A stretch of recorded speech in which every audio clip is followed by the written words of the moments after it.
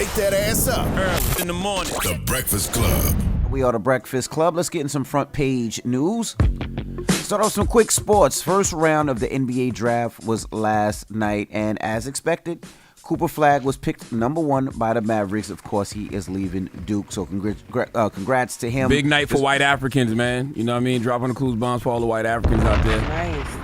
Cooper Flagg. You know, his actual name is Cooper. K-U-P-A. His Cooper Flagg went number 1. Yes. That is not true. His name is Cooper, C-O-P-P-E-R. No, he's originally from Nigeria. His family's from Nigeria. Goodness. He's a white African. Cooper Flagg. Why you keep saying that? The Spurs picked up Dylan Harper. 76ers picked up VJ Edgecombe. So I don't know none of these people you just named. It sound like you naming the double XL freshman list. Okay, I know Cooper Flagg. That's it. My goodness. Right. What else we got, Morgan? Hey, y'all. Hey, well, it feels good to be back. And how y'all feeling on a Thursday? Blessed, black, and highly favored. Let me shout out Mimi for holding it down for me yesterday. I really appreciate it. But let's get into some front page news. Okay, so President Trump is back at the White House after attending the NATO summit in the Netherlands. Now, Trump doubled down on his claims that Iran's nuclear program has been destroyed after U.S. airstrikes and said it was a total obliteration. Now, Trump has been pushing back against multiple reports that say early Pentagon intelligence suggested Iran's nuclear program was only set back months. Now, the president also claims Iran was not able to move nuclear materials before the strikes happened. Trump went on to say he doesn't see Iran getting involved in the nuclear business anymore, and he doesn't seem to care whether there is an agreement with Iran or not. Let's take a listen to his comments. We want no nuclear, but we destroyed the nuclear. In other words, it's destroyed. I said Iran will not have nuclear. Well, we blew it up. It's blown up. To me, I don't think it's that necessary. I mean, they had a war, they fought, now they're going back to their world. I don't care if I have an agreement or not. Yeah, so elsewhere at the NATO summit, President Trump says he spoke with Ukrainian President Zelensky as they continue working towards ending their issues with Russia, their war with Russia. And he went on to say a ceasefire was not discussed between him and Zelensky. Let's take a listen to those comments on why. Vladimir Putin has been more difficult. Frankly, I had some problems with Zelensky. You may have read about him. And it's been more difficult than other wars. So Trump went on to say he will be speaking with Russian President Vladimir Putin soon. And the president said he had a nice conversation with Zelensky and believes that the Ukrainian leader does want to end the war as soon as possible. It's not like he asked for it anyway. I would think you would still need an agreement, though, because, I mean, if they're not sure that they got rid of the uranium that can still make the weapons, right, and if the program has only been set back a few months, you would think that you would still want an agreement, unless you just are letting them know, I don't need an agreement, because even if y'all start again, I'm going to just drop another bomb on y'all. And that's just my sentiment on a personal note. I feel like that's the sentiment, Charlamagne, is that, he's probably upset with Israel and the way that things went with the strikes. So, Iran, you mean? Both. He expressed that he's upset with both. So, yeah, so in that, it's kind of like, well, I don't feel like I might need an agreement, because at this point, it could be like all bets are off. You make an agreement and you see what people are doing with it. Gotcha. Yeah. So today, Secretary of Defense Pete Hegseth, he is set to hold a press conference this morning at 8 a.m. President Trump took to Truth Social to say the major news conference will defend B-2 bomber pilots' dignity after a leak suggested the pilots' attack on Iranian nuclear sites were not as serious as mentioned. Now, Trump went on to say it will be both interesting and irrefutable. Hegseth claims news outlets are reporting a leaked analysis in an attempt to smear President Trump. White House Press Secretary Caroline Leavitt pushed back on reports saying Iran's nuclear program has been delayed but not destroyed. She said there are more unseen reports that show Iran's nuke sites are buried under mountains of rubble. And of course, all of this is as a result of this, the Trump administration says it will limit the sharing of classified information with Congress. So lawmakers are also expected to be briefed today. The Senate receives a classified briefing today, with the House set to follow on Friday. But didn't that intelligence come from the Trump administration? Didn't the Trump administration tell us they weren't sure if they got rid of the facilities? They are denying that. They are saying that the facilities, they are doubling down. They are saying 10 toes on, it's destroyed, it's obliterated, it's done. Whereas there seems to be a leak, and Congress doesn't. Well, there are members of Congress who don't think it came from Congress, but there does appear to be a leak in some of that intelligence, and they're trying to figure out who leaked that information. So it's unclear as to who leaked that early intelligence information as to the status of those nuclear sites. Right. But I'll continue to keep you guys posted as to what takes place or what develops regarding that. So y'all stick around. More front page news at 7. All right. And everybody else, get it off your chest. 800-585-1051. If you need to vent, phone lines are wide open. Again, 800-585-1051. Get it off your chest. Call us up right now. It's The Breakfast Club. Good morning.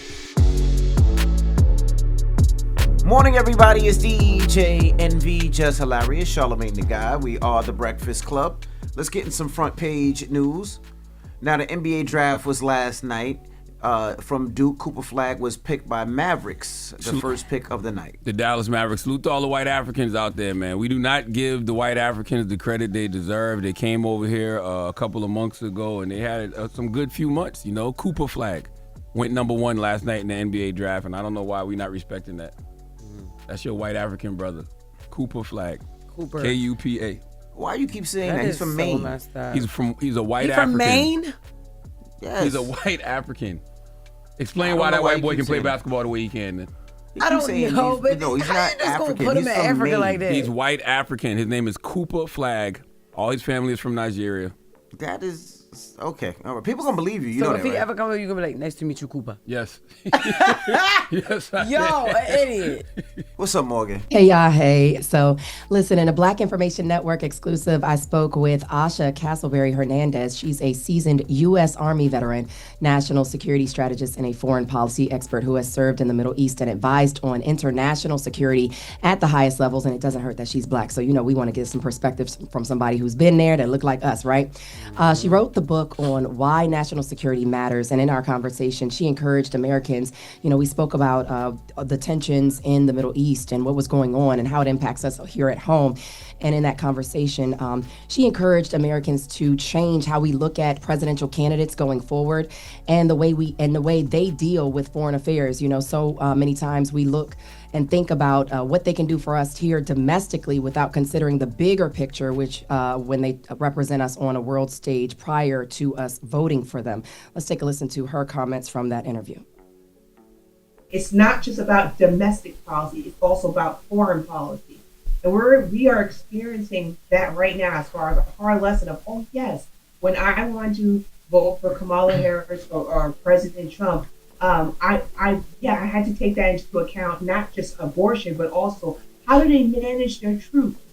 How do they work with our allies and partners? How do they represent themselves globally, especially at international institutions? There's more to it when it comes to the presidency, not just all solely about domestic issues. And we need to break out of that single issue voting behavior that's not working out when it comes to the presidency.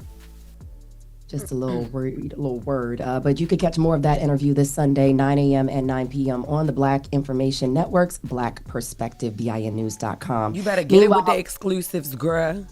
Thank you. Meanwhile, President Trump is trying to get his big, beautiful bill over the finish line. He's scheduled for an event for the spending bill today at the White House at 4 p.m. The measure passed the House and now sits in the Senate, where Republicans can only afford to lose 3 votes. Democrats say the bill cuts Medicaid and other social safety nets by billions of dollars. Republicans say they are much needed reforms to the programs that will cut the deficit. Of course, that deadline that they're trying to get that bill on his desk is July 4th. In other news, Democratic Congresswoman LaMonica McIver of New Jersey is pleading not guilty to 3 federal assault charges. Those charges stem from McIver's inspection visit last month to Delaney Hall, which is an ICE detention center in Newark, New Jersey, in the district that she represents. Now, there was a rowdy protest going on outside, and the feds are accusing the Congresswoman of assaulting ICE agents. Charges could mean 8 years in prison if convicted. Outside the Newark courthouse House on yesterday. McIver told reporters she's certain she'll be vindicated. She was also joined by Newark Mayor Ras Baraka, who was also arrested at that same protest, but his charges were later dropped. Let's take a listen to their comments, McIver and Baraka. But we look forward to the next time in court. We're going to take this all the way through. They know they're wrong, and we're going to prove them wrong because the facts are on our side. These people have no grounds to arrest the Congresswoman. If you look at the video, she will be vindicated. So the Congresswoman's trial is tentatively set for early November, and she is being represented by former U.S. Attorney for New Jersey, Paul Fishman. So I'll keep you guys posted as to what takes place with that. And in my last story, about 2 million Americans, this is going to impact a lot of people, maybe even me, are at risk of getting their wages garnished due to unpaid student loans.